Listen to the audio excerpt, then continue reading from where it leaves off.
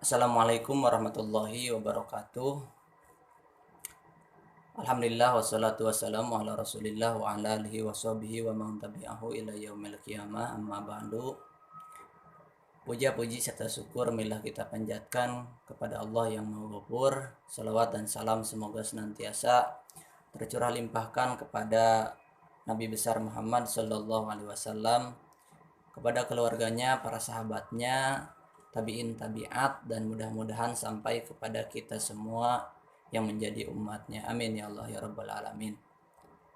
Alhamdulillah pada kesempatan kali ini kita semua dapat berkumpul kembali meskipun dalam suasana yang berbeda, yang mana pada waktu ini, kesempatan ini, saya beserta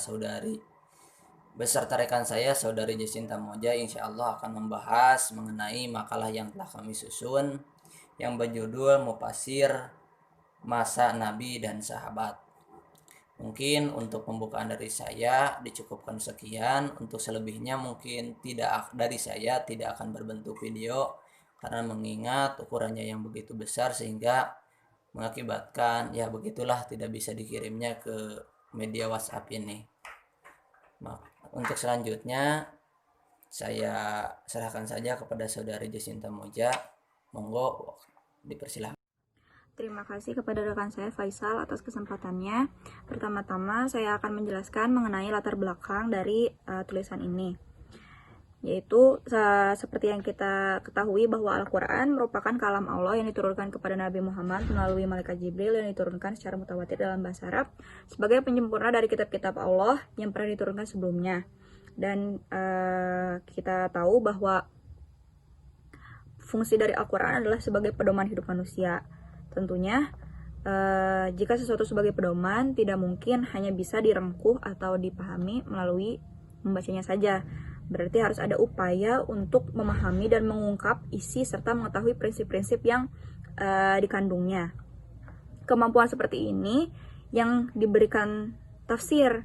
Dikatakan tafsir karena untuk membuka gudang simpanan yang tertimbun dalam Al-Quran. Dengan begitu istilah menafsirkan berarti berupaya untuk menjelaskan maksud dan kandungan Al-Quran. Selain itu, dalam penafsiran juga bisa menjawab pertanyaan-pertanyaan yang ada dalam kehidupan sehari-hari. Makanya di sini kita perlu mengetahui siapa sih tokoh-tokoh pada masa Nabi yang menjadi mufasir dan juga pada masa sahabat. Selanjutnya, saya akan menjelaskan mengenai tafsir Al-Quran pada masa sahabat. Sahabat-sahabat Nabi Muhammad yang paling terkemuka dalam bidang tafsir sebanyak 10 orang. Yang pertama ada Abu Bakar As-Siddiq. Yang kedua ada Umar bin Khattab. Yang ketiga Utsman bin Affan. Yang keempat Ali bin Abi Thalib. Yang kelima Abdullah bin Abbas. Yang keenam Abdullah bin Mas'ud.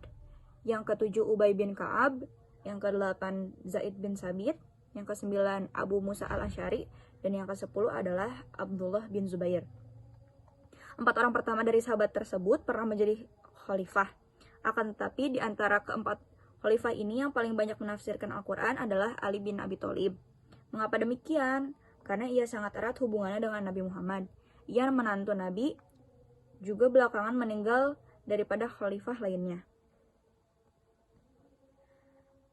Kemudian, sedangkan sahabat yang paling banyak menafsirkan Al-Quran adalah Abdullah bin Abbas. Kemudian Abdullah bin Mas'ud dan Ubay bin Ka'ab. Kemudian setelah ketiga sahabat ini adalah Zaid bin Sabit, Abu Musa al-Asy'ari, dan Abdullah bin Zubair. Makanya nanti kita akan menjelaskan 4 sahabat yang menjadi penafsir paling banyak. Yang pertama adalah Abdullah bin Abbas, kemudian Abdullah bin Mas'ud, kemudian Ali bin Abi Thalib, dan Ubay bin Ka'ab. Bagi sahabat-sahabat Nabi Muhammad tidaklah sulit untuk mengetahui tafsir ayat Al-Quran. Karena yang pertama, mereka menerima Al-Quran dan mengetahui tafsirannya secara langsung dari Nabi Muhammad SAW. Kemudian yang kedua, mereka menyaksikan langsung turunnya dan sebab turunnya Al-Quran. Kemudian yang ketiga, Al-Quran diturunkan dengan menggunakan bahasa mereka, yaitu bahasa Arab. Walaupun demikian, tidaklah semua ayat Al-Quran dipahami oleh para sahabat. Karena tidak semua ayat Al-Quran telah ditafsirkan oleh Nabi Muhammad hingga beliau wafat. Di samping itu juga, tidaklah semua bahasa Arab yang digunakan oleh Al-Quran diketahui oleh para sahabat. Memang tidak semua kata dari bahasa suatu negara dapat diketahui oleh setiap warganya. Al-Quran sebagai sumber utama syariat Islam harus difahami dan diamalkan, dan harus pula memberi solusi terhadap persoalan kehidupan yang semakin kompleks seiring dengan perkembangan umat Islam.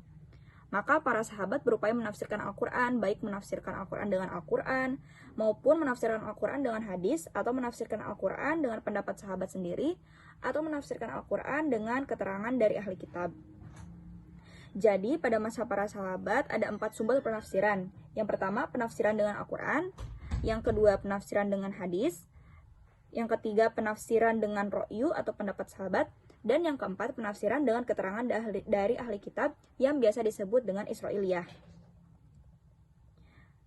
Semua sahabat sepakat mengenai penafsiran Al-Quran dengan Al-Quran. Kita masuk yang pertama, yaitu Abdullah bin Abbas. Jadi sejak masa Nabi hingga masa para khalifah, Islam mulai menyebar dan memiliki wilayah yang cukup luas juga, sehingga mendorong para sahabat untuk menyebar ke berbagai penjuru dunia. Maka pada masa itulah berdiri madrasah-madrasah tafsir yang gurunya dari para sahabat dan muridnya dari para tabi'in. Dan Abdullah bin Abbas ini mempelopori madrasah tafsir di Mekah. Ibnu Abbas mempunyai nama lengkap Abdullah bin Abbas bin Abdul Muthalib bin Hashim bin Abdul Manaf al-Quraisy al-Hashimi. Abdullah bin Abbas lebih dikenal dengan nama Ibnu Abbas. Beliau juga dipanggil dengan sebutan Abul Abbas. Dari Ibnu Abbas inilah nantinya akan lahir silsilah khalifah Bani Abbasiyah.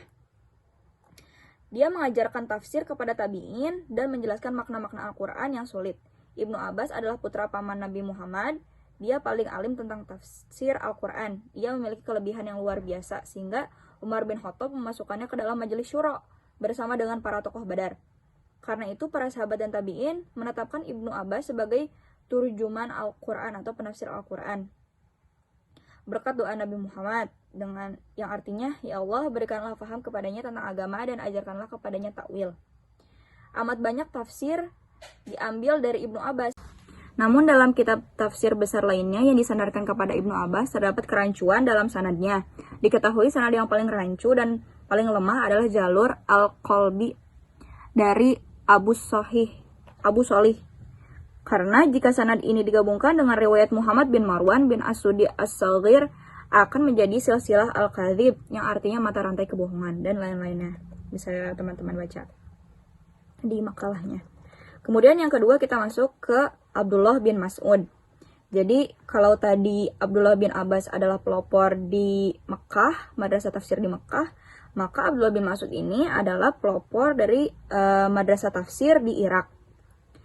Selain dia terdapat pula sahabat yang mengajarkan tafsir di Irak, namun dialah yang dianggap sebagai guru pertama karena popularitasnya dan banyak riwayat darinya. Ibnu Mas'ud adalah salah seorang sahabat yang sangat dekat hubungannya dengan Nabi Muhammad. Dia pelayan yang mengurusi berpergian Nabi dan menjadi pengawalnya. Karena itu dia mendapatkan ilmu yang banyak dari Nabi, sehingga para sahabat memandangnya sebagai salah seorang sahabat yang paling mengetahui tentang Al-Quran. Mengetahui muhkamnya, mutasyabihnya, halalnya, dan haramnya. Bahkan Ibnu Mas'ud pernah berkata, "Demi yang tiada Tuhan selainnya, tidak turun suatu ayat dari kitab Allah, melainkan aku lebih mengetahui tentang apa yang ia turun."